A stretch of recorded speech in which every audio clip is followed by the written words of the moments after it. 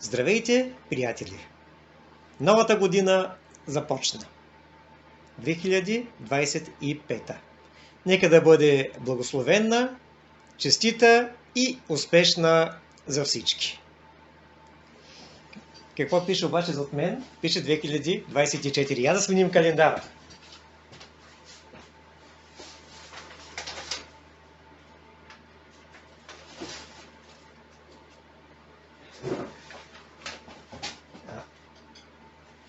Разбира се, че имам подготвен нов календар.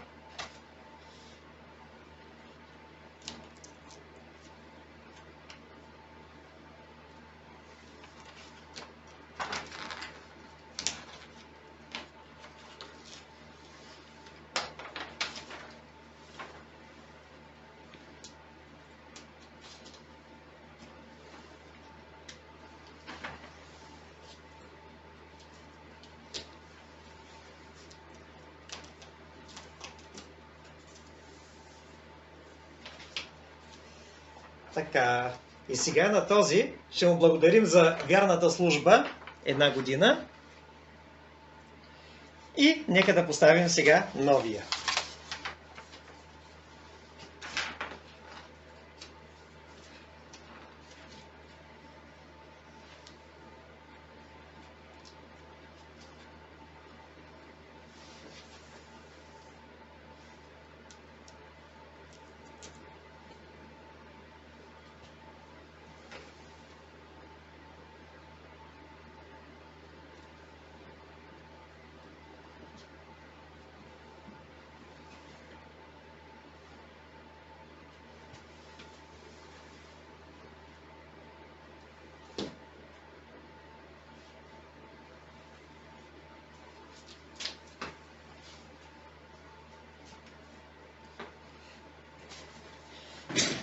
Така, и зад гърба ми вече ще виждате 2025. Тук съм сложил като илюстрация изгледа от Връх Ботев. Нещо, което беше емблематично за изминалата година, да ни припомня най-високото ни постижение за годината, която отмина, и също така да бъде един символ на поставяне на други, нови, по-високи цели. Има ли по-високи върхове от Ботев? Да, има. Има ли по-високи върхове от Ботев, на които не сме били? Да, има такива. И се надяваме през новата година да ги покорим. Покорим, разбира се, пресилено казано. Както знаем, че сериозните планинари не говорят за покоряване на връх, но да ги скачим. Айде да го кажем по този начин. И така, който иска да има такъв календар, нека да ми пише. А който иска да му бъде изработен специален календар, да знаете, че ги правя, тъй че също може да ми пише.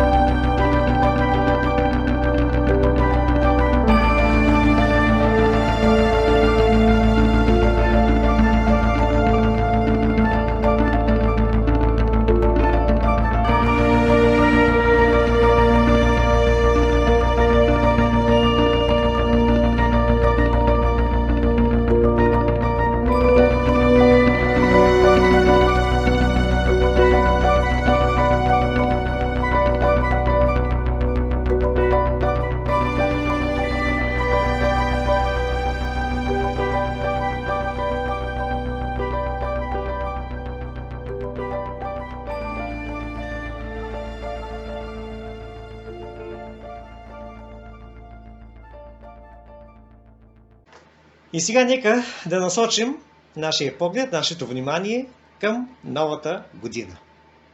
Новата година започва с един празник, един важен ден, и това е Василиов ден. Ден, който свързваме с един от най-великите богослови на всички времена, а именно Свети Василий Велики. Той не е мъченик за вярата, той не е от тези светии, които са били гонени заради вярата. Живота му не е изпълнен с такъв екшън, като на другите, или както ги нарича моите приятели мъчениците, които ми осигуриха докторската степен, но Василий Велики е един от тримата наречени кападокийски отци, наред с брат си Григорий Нисийски и неговия колега и приятел Григорий Назиянски, наричан още Григорий Богослов, са дали една формулировка на учението за Троицата, триединния Бог. Една формулировка, която за тогавашното време е звучала много достъпно. За днешното звучи малко по-сложно, просто защото днес имаме малко по-различно мислене, но те поставят всъщност началото именно на идеята за обясняване на божествените истини, използвайки достиженията на научната мисъл. Те използват всъщност мисълта на Платон и Аристотел. На кой друг? Но нека да започнем подред. Нека да видим първо кой е този Василий Велики и ще видим неговото богословие, но наред с учението за Троицата, те имат едно много интересно учение, а именно учението за богопознанието. Или откъде ние, хората, можем да имаме познание за Бога, което учение, бих казал, крещи със своята актуалност и в наши дни. И така.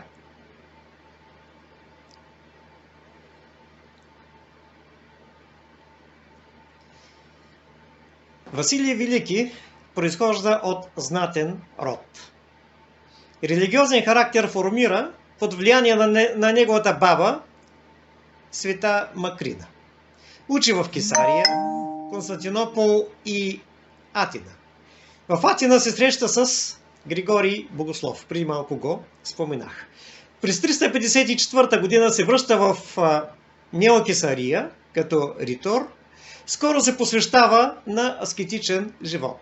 Пътува в Сирия и Египет, връща се в Неокесария и се установява в пустош, където създава общност.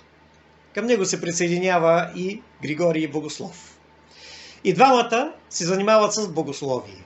През 364 година приема свещенически сан и става помощник на Евсевий Кесарийски. И нека да напомня, че Евсевий Кесарийски е първият църковен историк, бащата на църковната история, Херодот на църковната история, така да се каже.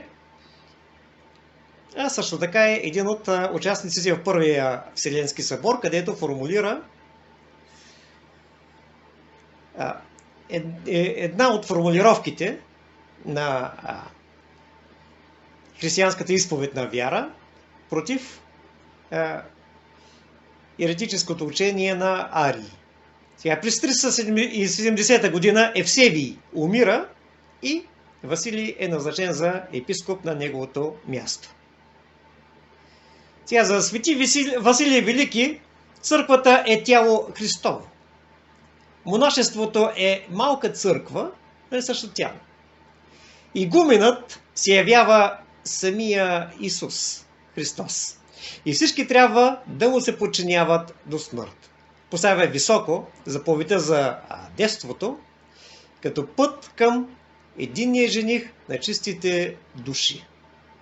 По призвание Василий Велики не е бил писател или догматик в богословието, или систематик. Писал е под влияние на външни фактори.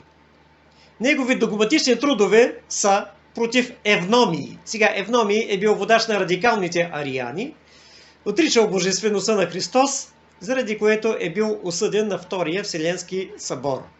За Светия Дух също така и негови омилетични трудове беседи върху шестоднева на Моисей или първата глава на книгата Битие, Сътворението, за опиващите се, сборник беседи, срещу лихварите също така.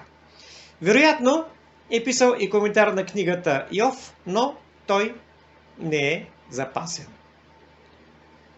Нека сега да разгледаме неговите богословски разбирания. Всъщност, за неговото време трябва да кажа, че не си прави разлика между богословска и светска наука. Учението си учение, науката си, те не го наричат наука, по-точно. Тогава днес го наричаме наука, изразяваме се така с някои съвременни термини, но като цяло учението за Бог е част от всеобщото знание за света. Значи първо, сътворението. Творението на небето и земята не е станало от само себе си, но той има някаква причина. Светът има своето начало. Той съществува във времето и се състои от същества, подлежащи на раждане и разрушение. Времето е създадено от Бога като среда за веществения свят. Във временното начало Бог твори света. Но началото на времето не е време. Бог твори света не във времето и го твори веднъж и мигновенно. Но със света започва времето. Преди видимия свят Бог твори ангелите не само извън времето, но и без време. Те са били преведени в битие от Словото Божие и не били създадени младенци, като младенци или като бебета, да го кажем. Значи, според него ангелите не се раждат бебета, те са директно създадени, съвършени. Нека да обърнем внимание именно на неговата представа за времето, като той разграничава времевото начало или на началото на творението и извън времето, извън това време, където се намира Бога. Значи Бог създава света изведнъж, но не веднага той осъществява своята пълнота и строй. Първозданният свят все още е бил неустроен, защото Земята е била в неразкрито потенциално състояние. Първият ден, според Василий Велики, трябва да се разглежда като отделен от останалите. Устроението на света е станало чрез мигновенни избухвания. Чрез Божието повеление Земята получава сила да роди това, което го нямало. В устройството на Вселената има степени. На върха стои човекът. Той е сътворен различно от нисшия свят. Създаден е по Божий образ. Той е безсмъртен и е създаден за духовен живот. Бог е вложил в него своята благодат, за да може по подобието да познава подобното. Човекът е създаден от земен състав и от душа, обитаваща в тяло. По природа тялото е текущо и превръщащо се. В собствен смисъл човекът, това е душата, но и тялото като подобаващо нейно обиталище. То често става нейният тягостен затвор. Умът е висшето в душата и господстващото. По-ниско от него стоят силите на въздържанието и разрушителността. Волевата способност трябва да се подчинява на разума. Всяка душевна способност става за притежателя си благо или зло. Добродетелта е разумно съгласие, която завършва с пребивание от Бога и общение с Него в любов. Първият грях е предпочитанието на веществото пред духовното. Правият път води от веществото, правият път води, по-точно от веществото към духовното и по този начин към живота. Богопознанието, както казахме, това е основно в учението не само на Василий, а и на тримата кападокийски отци. Как ние познаваме Бога? На човека е разкрит пътя към богопознанието. Всеки трябва да познае Бога в света чрез съзерцание на Неговата красота и устроение. Вторият начин е самопознанието. Точното съблюдаване на себе си дава на човека ръководство за познаване на Бога. Но естественото богопознание е непълно и недостатъчно и само подготвя за възприемането на прякото божествено откровение, създадено в свещените книги. И чрез откровението обаче, ние не постигаме съвършеното богопознание. То е недостатъчно за нас. Вместимостта на тварният ум е ограничена, а Божието битие е безкрайно и безпределно. Затова богопознанието винаги си остава една безкрайна задача. То е път и възхождение. Основното в познанието е активността на ума, проникваща в даденото от съзерцанието. Умът определя предметите в техните отношения и изгражда нови понятия. Ние различаваме веществата чрез имена. Имената и различаваните от тях понятия са средства за анализ.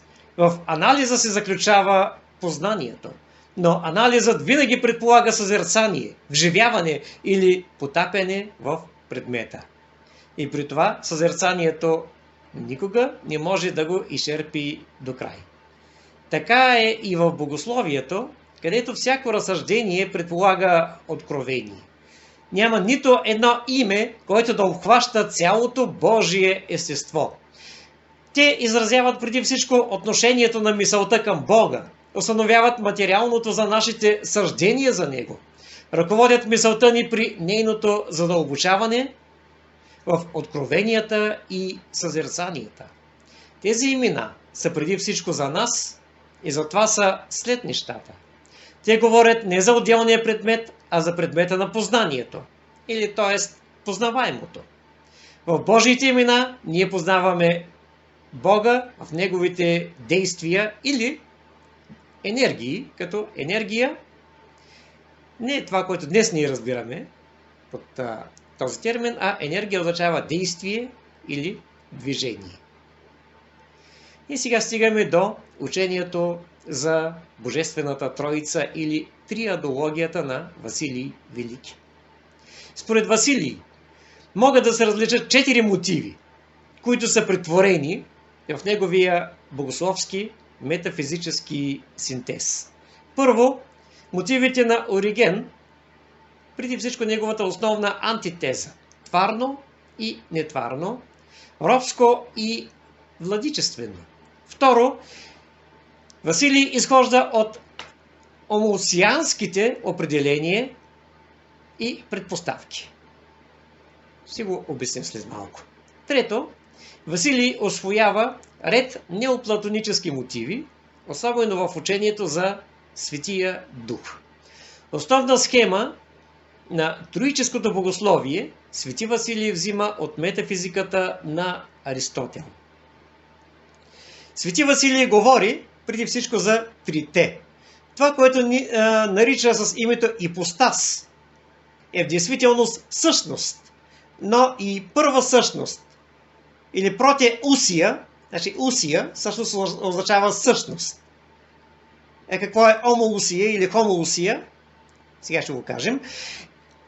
Значи протеусия, това е терминът на Аристотел, че всеки един предмет, всяко едно битие има своята първа същност.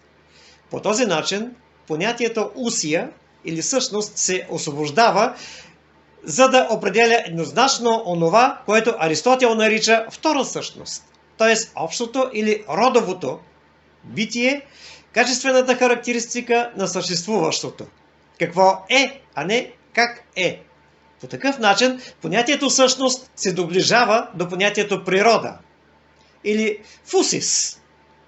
в богословието за Свети Василий всъщност означава не само вторично или природно общение, но преди всичко номерическо или неразделно единство на Божието битие и живот. Тоест, същността е същество. Свети Василий не следва Аристотел до край. При него той търси само логическите средства за това разграничаване на богословските понятия, което му позволява да изрази едновременно онтологическата реалност на трите и същевременно тържеството на свойствата им. В предположенията или предложената от Свети Василий Велики формула една същност, три ипостаси, църквата признава точното определение на съдържащата се в нея троическа вяра. Да го обясним по друг начин. Значи, според Аристотел,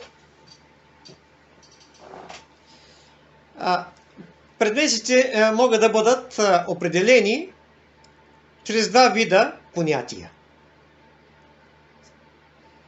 Първото понятие е първата същност.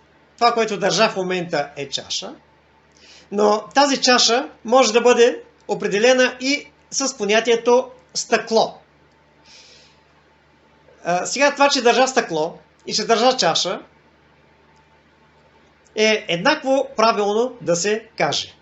Но стъкло, всъщност това е родова същност. Или, като кажа стъкло, това причислява тази чаша към цялото семейство от стъклени изделия. Значи, като мога да кажа, че държа парче стъкло, но това стъкло може да не е във форма на чаша, може и да е в някаква друга форма. Прозореца, огледалото или някаква друга форма изработена от стъкло. Като кажа обаче чаша, това конкретизира същността. По същия начин Василий Велики използва тези понятия. Първа същност е родова същност, но той нарича първата същност ипостас, втората същност я нарича усия. Всъщност с думата ипостас означава буквално преведено лице, а понятието усия означава същност или също така природа.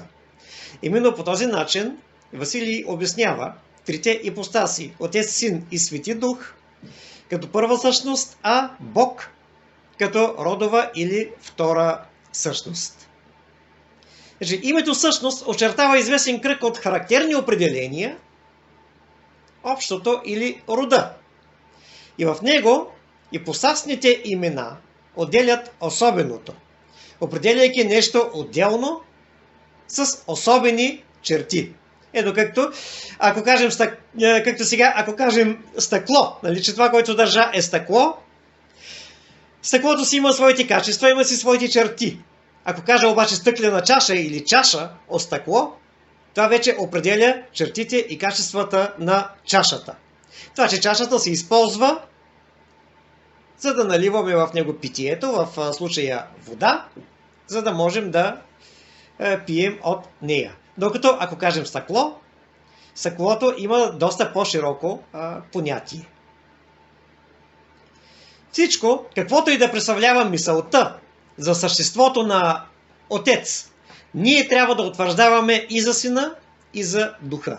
Съвършено тържествено и неизменимо. Това е Бог. Тържествен и неизменим. Неизменим. Отец, Син и Духа, трите ипостаси в Божеството. Те са тъждествени. Знаем всички какво означава тъждествено. От математиката знаем, че две множества са тъждествени, когато елементите в тях са еднакви, когато са изградени от еднакви елементи. Почти синонимно е равенство, но за равенство говорим за равно, когато става дума за числа. Така че тук говорим за тъждествени. Както, ако взема сега тази чаша, ако взема едно друго стъклено изделие, може да кажем, че те са тъждествени, защото те са изработени от стъкло.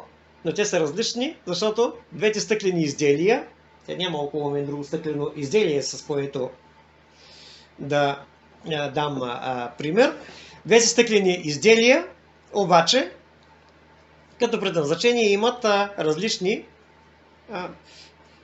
качества, различни свойства. Имената Отец, Син и Свети Дух трябва да бъдат различавани по напълно несъизмеримите и неслитни характеристики. Неслитни в смисъл, че могат да се слеят едно в друго. Трябва да се казва Бог Отец, Бог Син и Бог Свети Дух. Чрез понятието ипостас, Свети Василий се стреми да подчертае, че трите имат всяко едно свое собствено битие. Всъщност, има тук около мен друго нещо стъклено. Ето, това е лупа. Лупата също е направена от стъкло. Значи чашата е стъкло и лупата е стъкло. Имаме стъклена лупа и стъклена чаша. Значи това е важно да се отбележи. Сега лупата от друг материал не може да бъде изработена, но чашата може. Всъщност може би да се изработи все пак увеличител и от друг материал, но чашата може да бъде и от порцелан. Като кажем обаче стъклена чаша, ние конкретизираме тук, че става дума не за каква да е чаша, а за стъклена чаша. Тъй, че имаме лупа от стъкло и чаша от стъкло. Всеки един от тези предмет има различно предназначение, различна форма, различни характеристики. Лупата има за предназначение да увеличава нещо, което е дребно и да го видим, а чашата има предназначение от нея да си пие водата или да си пием питието. По същия начин, трите ипостаси те са неслитни, те не могат да се свържат, както чашата и лупата не могат да ги съединява в едно.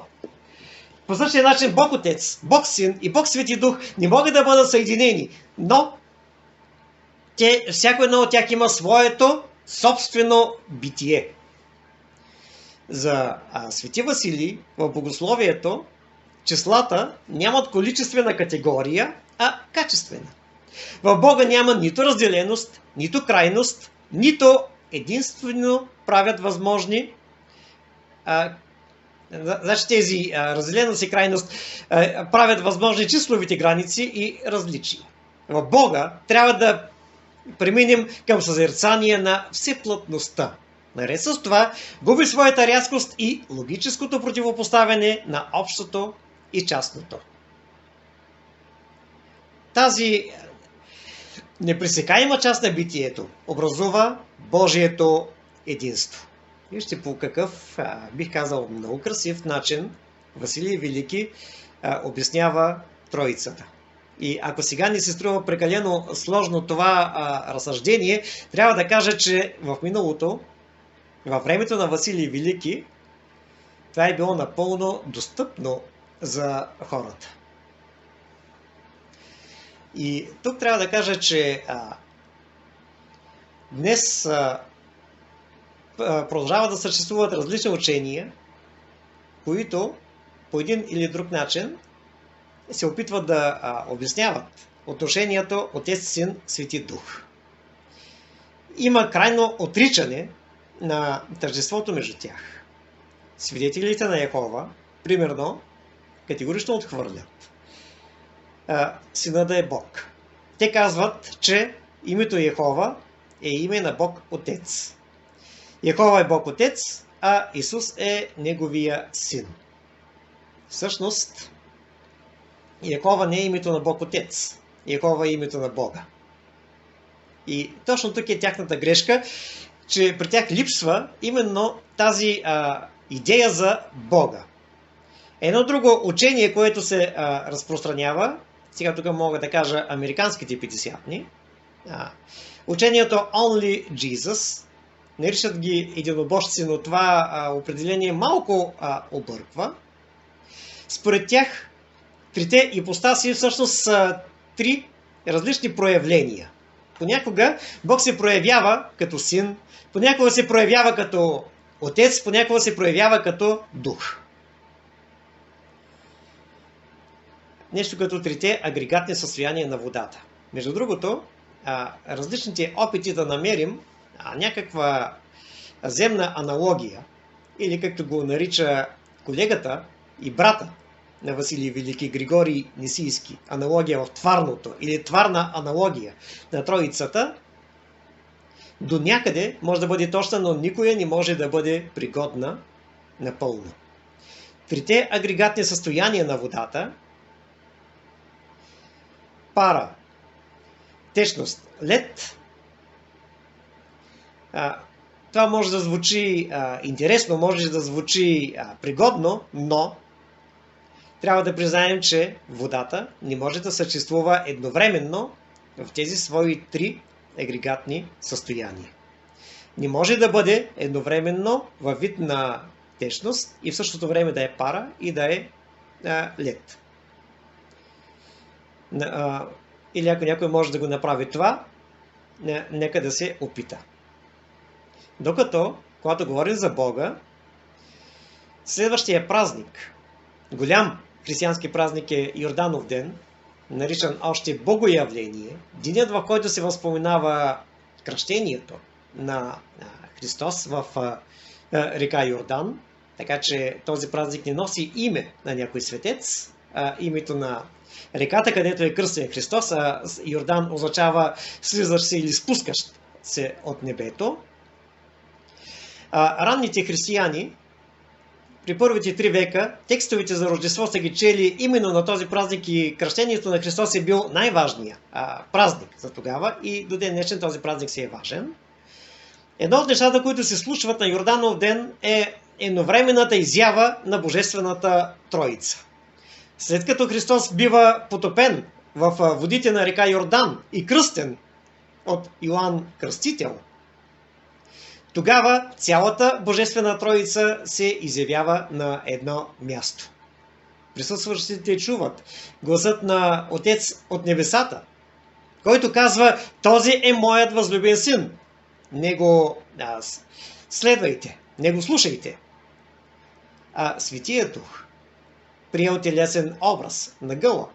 Разбира се, трябва някаква телесна форма да има, за да може да бъде видян от хората. Каца на неговото рамо. И това е била една наистина величествена гледка, цялата Божествена Троица да бъде събрана на едно място.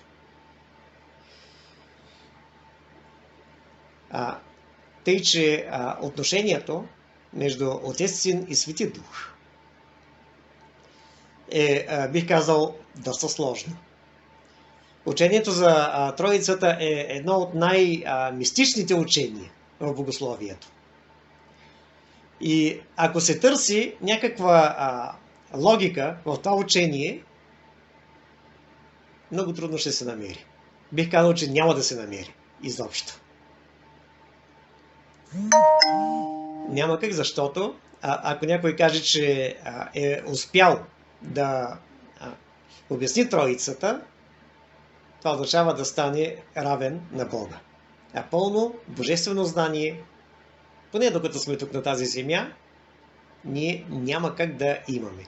Може да вървим към Него, да се стремим към Него, но да го достигнем, можем да достигнем върхове, като Ботев и Вихрен, като Мусала, дори Еверест. На Еверест не се каня да ходя. Специално там не е за мен, но хора са достигали до най-високата точка на планетата, но да се достигне божественото знание обаче, да се обясни божествената логика, това ще бъде наистина, бих казал, невъзможно за постигане. Но нека да се върнем отново на учението на Свети Василий. Учението за Светия Дух. Значи Свети Василий избягва да го нарича Бог, но свидетелства за божеството му с думите на Светите Писания или Библията, както я познаваме днес. Светия Дух се именува на 3-то място, обикновено го казваме Отец, Син и Духа Свети, но това, че го споменаваме на 3-то място, това не означава, че той е трети по достоинство. Той е един. както е един Отец и Сина. Той е свят по естество. В Светия Дух ние се съединяваме с Бога. Чрез Него Бог живее в нас. В Стария Завет Духът е действал в благославянето на патриарсите, в закона, пророчествата, чудесата и подвизите. И особено действа в Новия Завет. Духът предшества идването на Господ Исус Христос. Неотлъчен е при явяването му в плът. Действието на силите и изцеленията, те са от Светия Дух. Бесовете са изгонвани от Светия Дух. Дяволът е бил проведен в бездействие в съприсъствието на Духа, но особено Духът действа в духовния живот. Чрез него се извършва възхождението на сърцата, ръководството на немощните, усъвършенството на преуспяващите. Духът очиства и дава знание. Поради благодатта на Духа, умът става способен да възприеме Божественото. И накрая, благодатта на Духа ще се разкрие в последното възкресение. Както казах, учението, или поне така записано и предадено, може да изглежда наистина сложно и трудно за осмислене. Но бих казал, че няма наистина по-добро обяснение на Божествената Троица, на Божието триединство. За днес приключвам. За тези, които ме гледаха и тези, които ще гледат, пожелавам благословения и една успешна нова година. Бъдете благословени!